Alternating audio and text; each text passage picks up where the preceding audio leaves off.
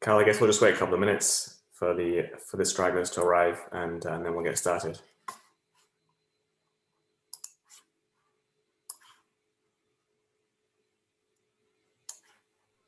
Sounds good.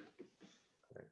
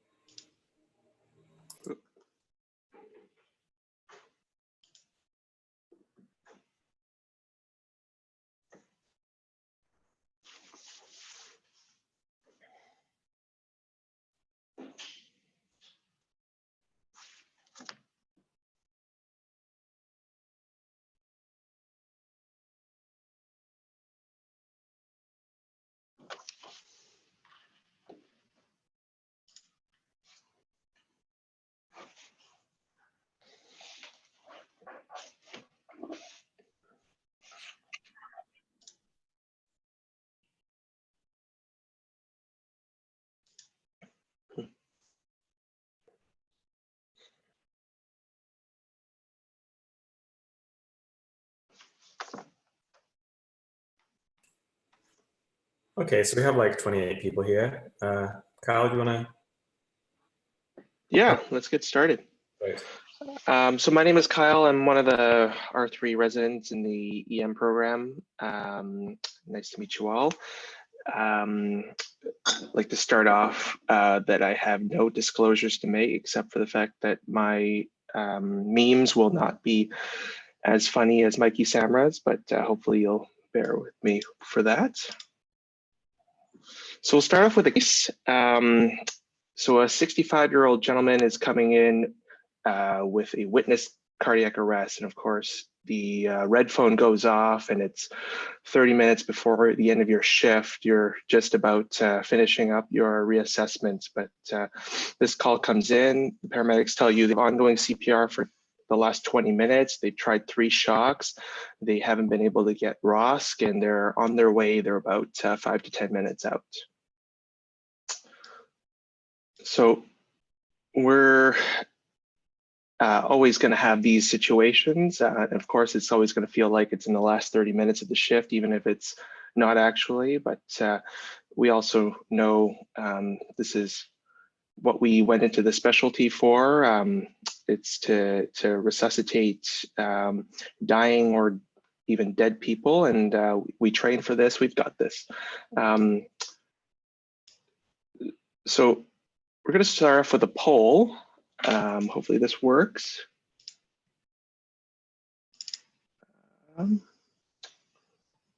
Just bear with me here. You can see that poll there. So just to start off the conversation about ECMO this morning, in this situation, would you, one, call the ECMO team based on the pre-alert paramedic report? Would you wait until this patient got into your emergency department, assess them a bit, see what's going on? Would you think that ECMO is just inappropriate for this patient based on the report already, or you're not really sure what ECMO is? We'll have to hopefully introduce you a bit more later in this talk. So for the interest of time, I'm going to move on, but we'll see where this poll ends up later in the talk here. So of course, we're all very familiar with ACLS and what to do with patients with VFib, BTAC, asystole, PEA. We've seen this algorithm a million times. But oftentimes when these patients come in, they're already at this part of the algorithm, if not this part of the algorithm. So discussion in this talk is really going to be what can we do, or what should we be doing beyond ALS, these cases? And of course, we all know that these patients don't do very well. The outcomes are pretty dismal, but this is just to sort of quantify it. So in the Paramedic 2 trial in the UK, they had a trial for placebo versus epi, but in all comers, they had about a 2.8% survival rate for out-of-hospital cardiac arrest.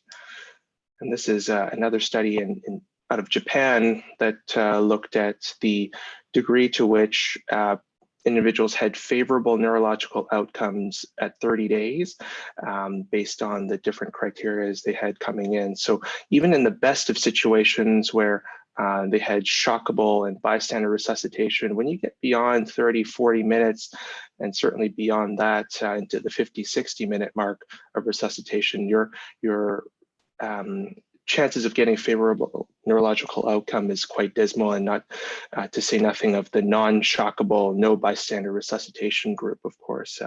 So we've all seen this in real life, but it's nice to see that number quantified. So the question is, can we do better than this in this population for adult patients with out-of-hospital cardiac arrest?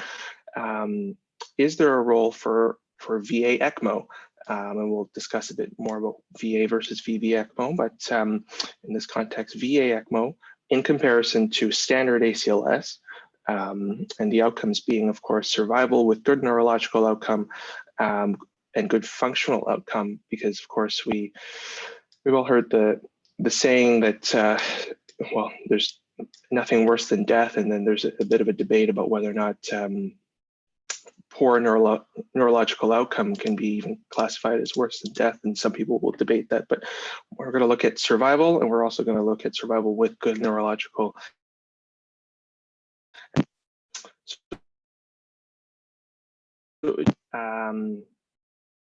And just to recap our polling just a bit here before we move on to the next slide.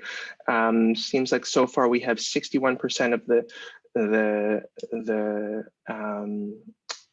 the participants saying that they like to call the ECMO team based on the pre-alert paramedic report, and about 39% saying we'll wait until the patient gets here. So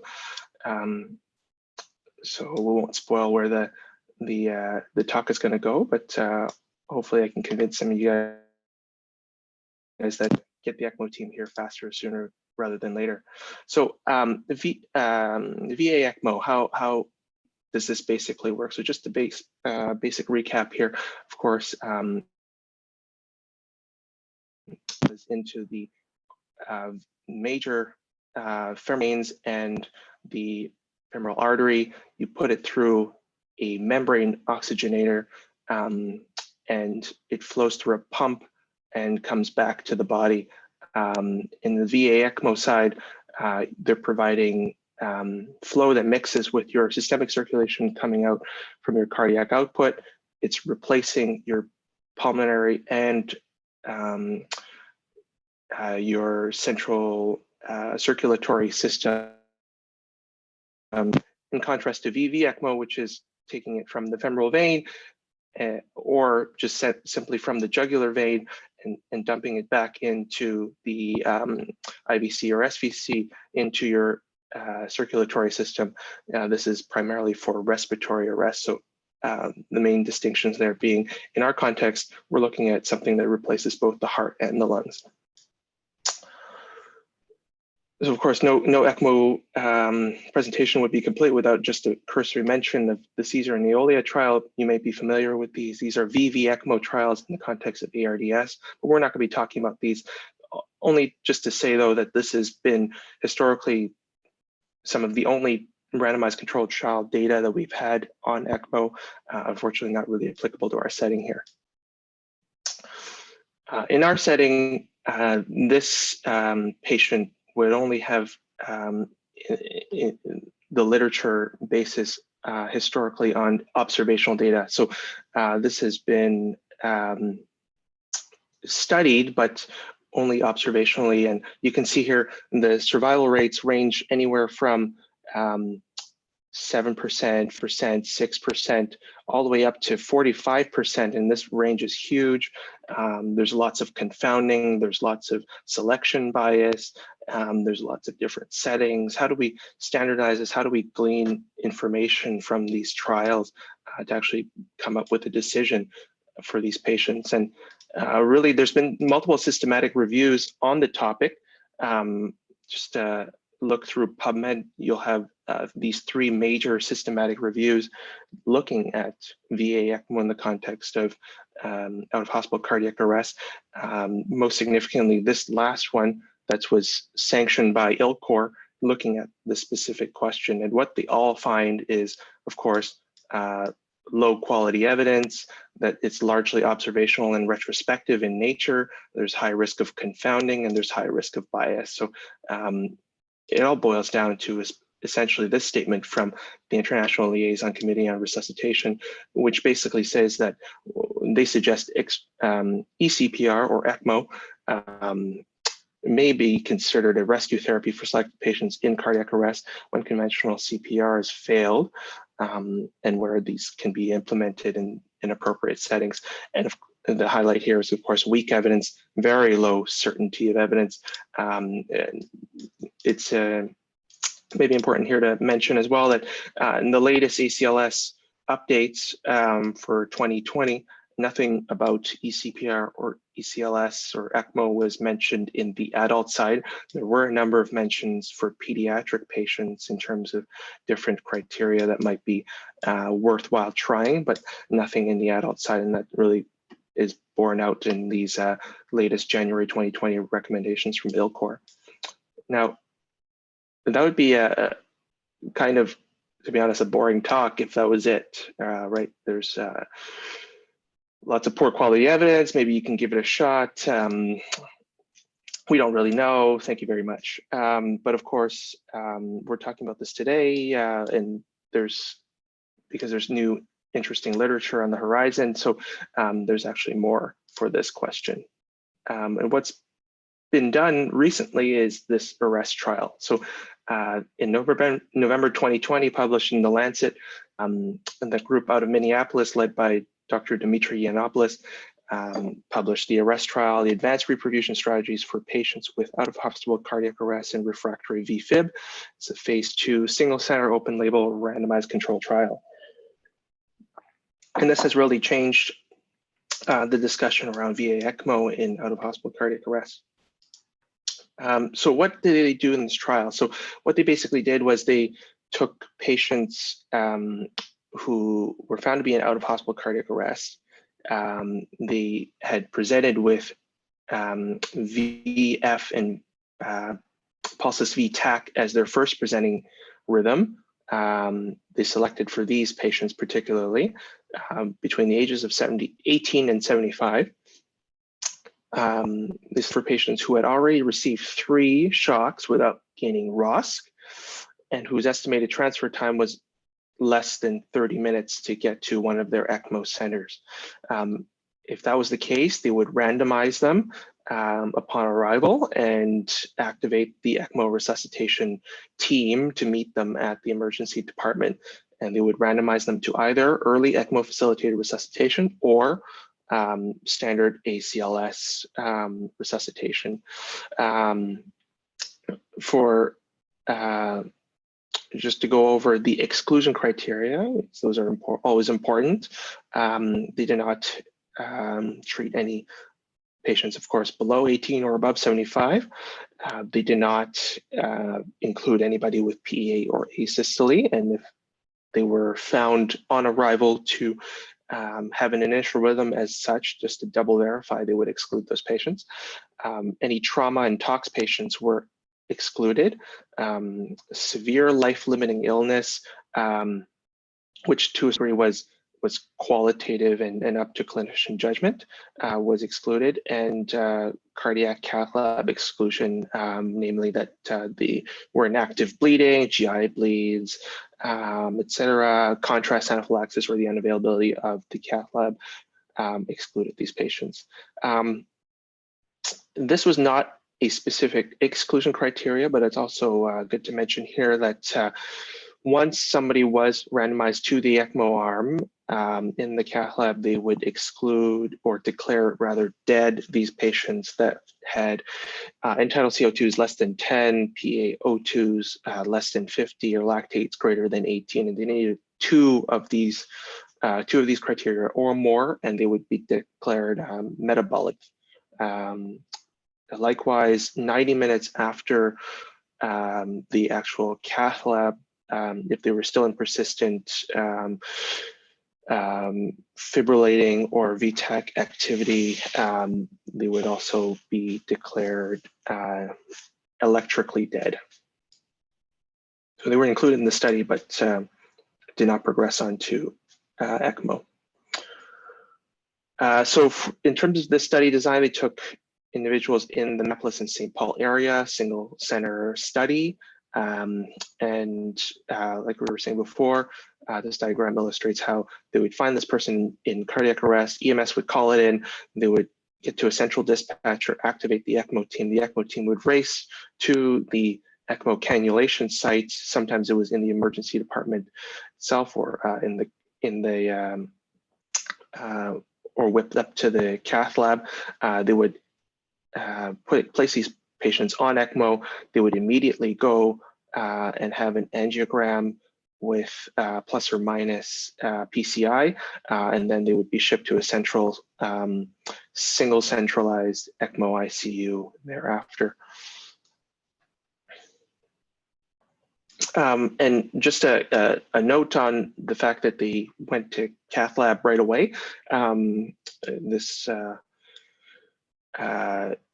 was somewhat a surprise to me, but the literature is that for these refractory VF and pulsus VTACs, they had previously found that these patients have levels of significant coronary artery disease that was commensurate with being found to be in ROSC with ST elevations. And so based on that data, they would all comers, regardless of whether or not they had ST elevations afterwards, go onto a cath just to be able to relieve the acute lesions. And you see these numbers are slightly lower than found with ST elevation, but for the most part, significantly more than without ST elevation and ROSC. And so these patients also did better with this cath lab intervention. Back to the study. So they had assessed 36 patients for eligibility. 6 were declared ineligible based on pre-existing criteria. Like we were saying, PEA, some had greater than 30-minute transfer time. There were 3 that actually got ROSC after the second shock. Notably, if they got ROSC after a third shock, they were still included in the study because that was considered to be one of the main ways that the ACLS patients could do better. So they were randomly assigned down to the ECMO and ACLS arm, and they ended up getting 15 into the analysis from the ACLS arm, and 14, basically one of the patients in the arm decided to, woke up on the 3rd day and decided to self-exclude and withdraw his consent from the study. So we don't know what actually happens with this patient, but at least they were able to be alive to withdraw a consent. So going through the data in a little bit more minutia. So in terms of the population statistics, the study itself did not run specific p-values for each, and understandably so. There were only 15 people in each arm, but largely they were fairly similar in both arms for ACLS and ECMO. One of the discussion points for the study was that there was slightly more men in the ECMO arm and slightly more women in the ACLS arm. And of course, in previous data, we know that women do a little bit worse in out of hospital cardiac arrest. And so whether or not this is a confounder, we don't, but that's one of the issues here. I wanted to also highlight this point that there were some patients who had active cancers in both arms of the study, and that didn't actively preclude them. Interesting in that we tend to think of this as almost an automatic exclusion. I don't know what stage of cancer they are, but cancer patients were not automatically excluded. And in terms of their resuscitation statistics, these patients had very good resuscitation even very early on. So you can see bystander witnessed for the most part, for most of the patients. Most of them had bystander CPR, and they were very quick to get EMS arrival after the 911 call was initiated. So very good job all around here. And not a very significant difference between the both arms. The number of shocks that both arms received were quite significant, 5 and 6. And the time from the cardiac arrest to the first shock was also quite quick, between 7 and 8 minutes here for both arms. Notably, only 2 patients achieve ROSC in the ACLS arm, and we'll see later that that's pretty reflective of the amount of people that actually survived and did well in that side of the study. Jumping over here to, again, the time of duration from the 911 call to the actual time of death. So for most of these patients, they got significant resuscitation time, 81 minutes. Notably here, time from 911 call to ROSC was 83 minutes. So we won't know if maybe some of these patients were arguably could have done a bit better if you had a couple more minutes of CPR or not. But of course, we already know from pre-existing data, CPR for 80+ minutes, you're going to have dismal outcomes regardless of what happens at this point. And just to run through this, the amount of time to VA ECMO initiation was 59 minutes. So within their targets, but pretty close to 60 minutes. And the amount of time from the team's arrival to actual ECMO initiation was 7 minutes. So quite fast, even in the ECMO world. And that was noted in the discussion as well, that this was a highly trained team. They were highly proceduralized and protocolized, and they were quite familiar with what they were doing. So a good thing to mention here. 2 of the patients were declared metabolic death, as we were declared initially, as we discussed before, and only 12 actually out of the 15 actually got onto ECMO successfully initiated. So in this box, I wanted to highlight just the amount of bleeding that happened, which was not a lot. 1 had bleeding requiring surgical intervention, and 5 required 3 more or more packed red blood cells. And an interesting box right here about LV function, in that these patients had generally dismal LVEFs in the ICU immediately afterwards, about 12%, but they actually all the ones that did survive at least looked quite good at about 42% afterwards. So the main results of these patients. So this is the crux of the discussion, right? Survival to hospital discharge was their primary outcome. 6 out of these patients survived versus 1 in the ACLS patient. So with a relative risk, risk difference of 36%, and even more significantly, when you look at the survival to 6 months points, all 6 of these patients got to the 6-month mark, whereas 0 of the ACLS patients got to the 6-month mark. And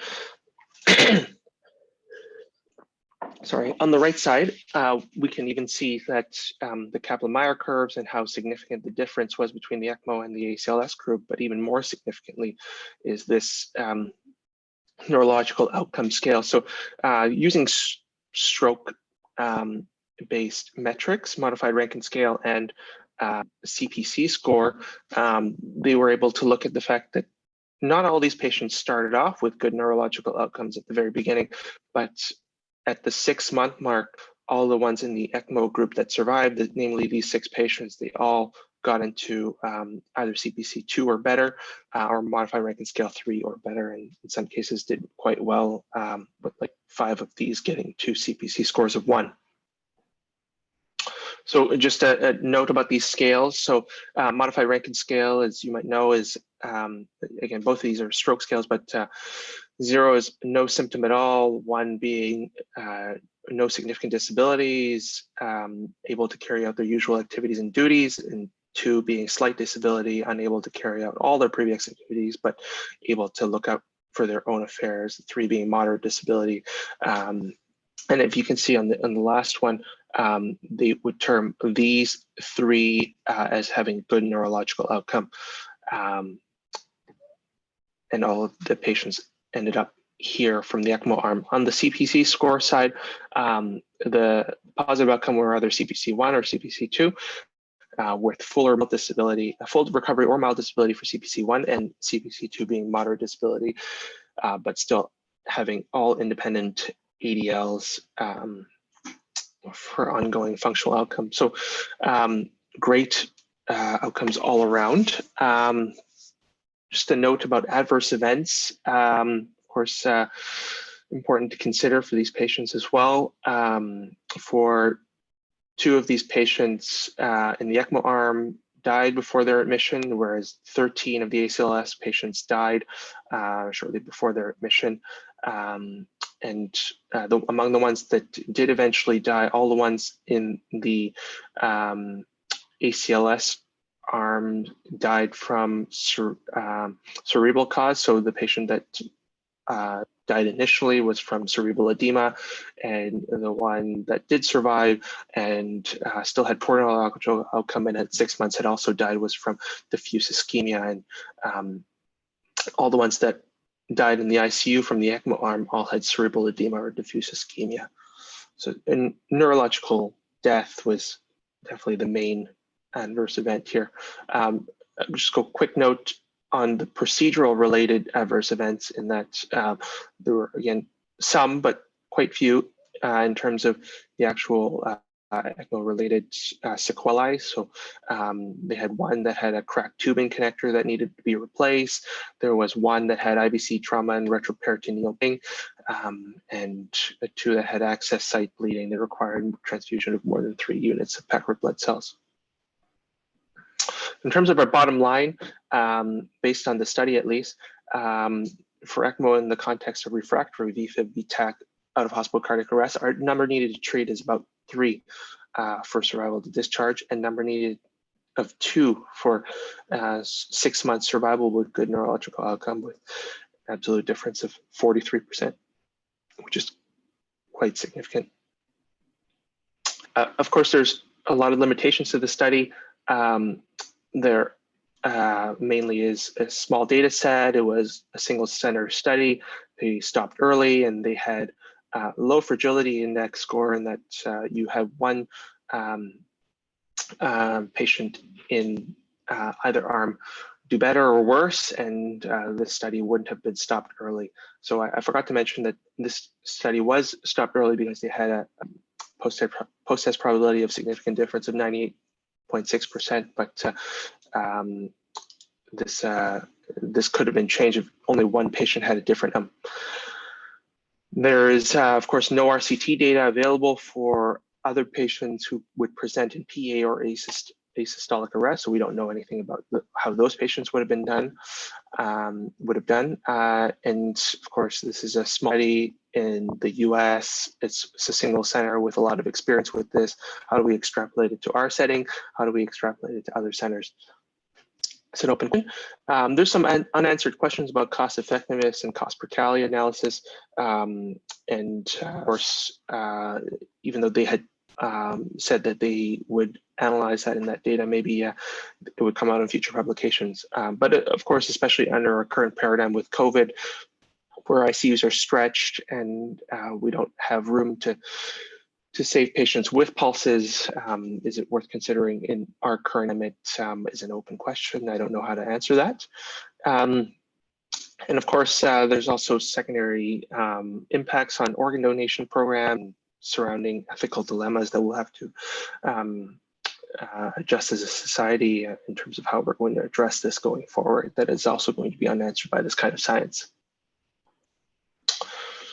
But I just want to leave us with this these quotes from the study authors, just from the ED-ECMO podcast. They had a discussion about this trial. It was fascinating to hear. And if you guys are interested in that, I really encourage you guys to take a listen. But basically, there was a question about whether or not any future studies to further delineate some of these questions would be worthwhile. And Dimitri Yiannopoulos, the PI, was basically, look, this was basically a parachute trial.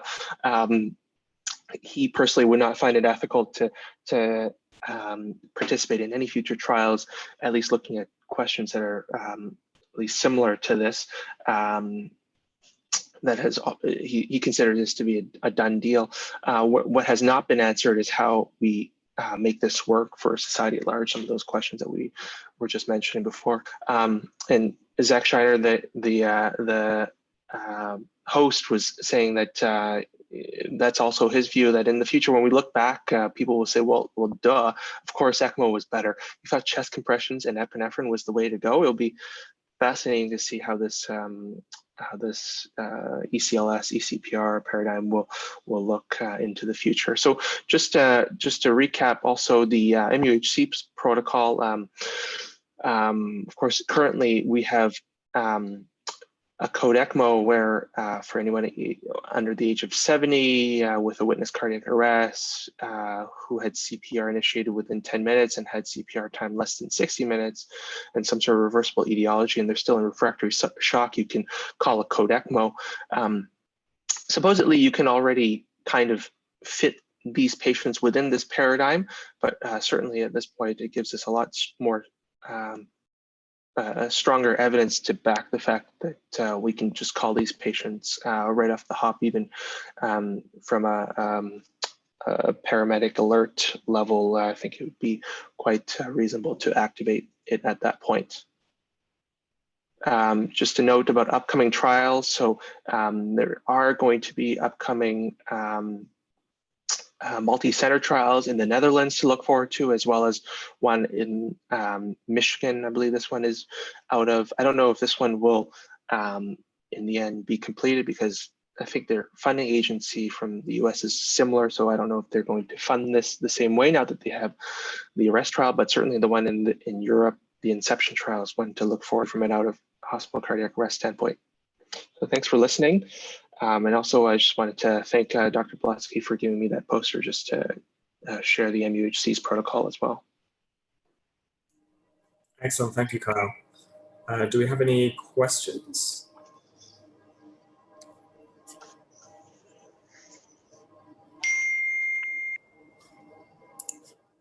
So it doesn't look like we have any questions. Just maybe I have a comment. Sure, go ahead. Hi, interesting talk. It's a recent study that we've talked a lot about in our group interested in ECMO.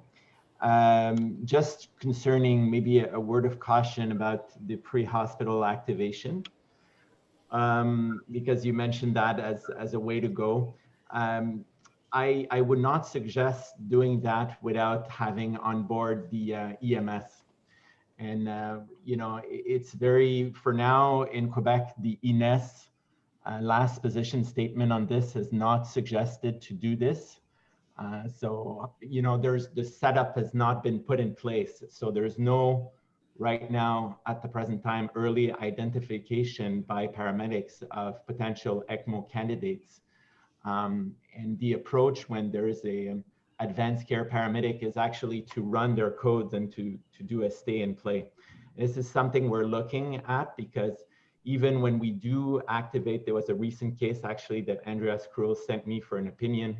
There's almost like an hour time spent on scene by the medics.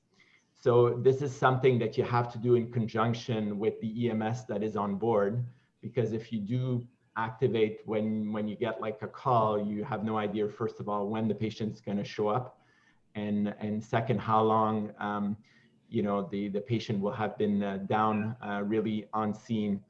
Also, the problem that we have is we usually speak to a third party, which is the dispatch, which has like very inaccurate a lot of time information about, like, is it a witness arrest? What was the no flow time before CPR was initiated, or any other contraindication to ECMO. So especially in this time of constraint, as you said, in terms of the COVID, I think we need to, if we're going to activate, we need to activate early, but we need to activate with some sort of inaccurate information and be a bit selective in our patient candidate for the ones that have the most qualities or life expectancy. So that's my editorial comment. Yes, absolutely, and thank you for that comment. For sure, I think the authors also emphasized the fact that this is not necessarily even an ECMO study. It's a whole of system study, and so getting our entire system reoriented towards these patients will be important going forward. Interesting that you mentioned about how long they had no flow versus bystander CPR, no bystander CPR. I think they also made an important mention that they didn't really emphasize how long they had bystander CPR or not in their inclusion or exclusion, primarily because they thought that getting that data was always really messy, and they didn't exclude people with longer downtime. But your point is very well taken, for sure. Thank you. Okay, Kyle, we just have perhaps 1 minute to answer maybe one of the other questions that are in the chat. I don't know if you want to pick one and... Sure. So just do first come, I guess. I work in a community hospital setting. Is there any value in transferring these patients that would qualify downtown, time to get to ambulance, then 20-minute transfer time? Great question. I also hope to work in a community hospital context in the future. I think, as we're saying, this orientation of the entire system has not really happened yet, so that'll be a future discussion for sure. But I think to get these patients to bypass community hospitals and get to an ECMO center, if they've already been seen to be in an initial VFib, VTAC arrest, and get them to a center within 60 minutes, I think is going to be the key here. So it's going to be looking like stroke or STEMIs. How do we reorient our entire system to be able to help these patients? Awesome, thank you, Kyle. Okay, so